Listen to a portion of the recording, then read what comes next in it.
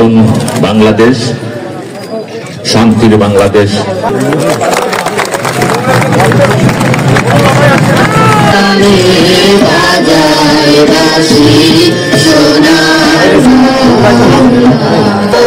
উনিশশো ৭১ সালের ৬ ডিসেম্বর দেশের প্রথম হানাদার মুক্ত হয় যশোর জেলা।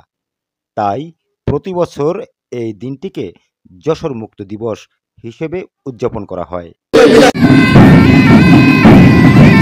দিবসটি উপলক্ষে শুক্রবার বিকেলে জেলা প্রশাসনের আয়োজনে শহরের টাউন হল ময়দান থেকে ও শার্শা উপজেলা প্রশাসনের আয়োজনে উপজেলা চত্বর থেকে বের হয় বর্ণাঢ্য র্যালি।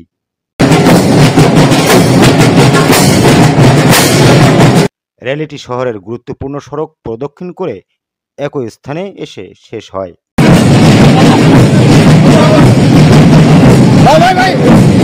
র্যালিতে বীর মুক্তিযোদ্ধা, প্রশাসনের কর্মকর্তা কর্মচারী ছাড়াও সামাজিক সাংস্কৃতিক কর্মী ও সর্বস্তরের জনগণ অংশ নেন।